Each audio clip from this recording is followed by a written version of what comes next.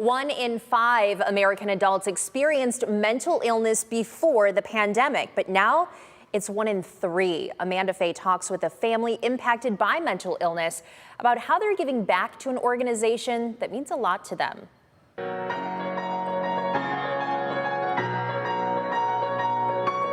Sam Martin is a talented musician. He also has bipolar disorder and has spent years in and out of the hospital.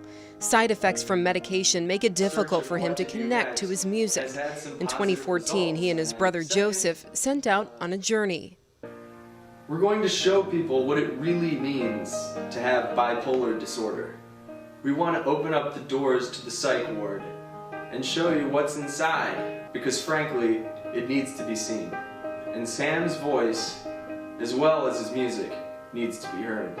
He was really like doing well mentally, but just kind of needed some inspiration, I think.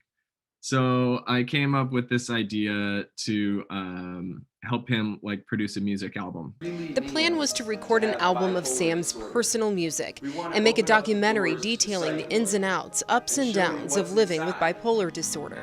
Through a Kickstarter campaign, the funding was there, nearly $17,000 raised. The album was released in early 2017, and then it was so that was a big deal. We're really proud of that. Unfortunately, Joseph says Sam's mental health went downhill, and they weren't able to make the documentary. And then it got to this point where, like, I don't see a happy ending, right? And it's like, that's not really the story I want to tell. Like, I'm trying to like give people hope here. But Joseph had to figure out what to do with the money raised. Some was used to make the album, of course. He asked the donors if they'd be okay giving what was left to NAMI, the National Alliance on Mental Illness. $4,200 went to the national organization and $4,200 went to NAMI of Greater Toledo. You know, I know my mom, like the support that she got from NAMI was so valuable to her, like on an emotional level. And that's where NAMI like comes through. Jackie Martin is Sam and Joseph's mom. She also helps care for Sam and has relied on NAMI for support. It's a great source of information, but also it's very supportive. You get to know these other families and where they are. Their situations are all unique. Jackie also volunteers for NAMI through its Faith Council and wants the community to know there is help available for anyone with mental illness and for their loved ones.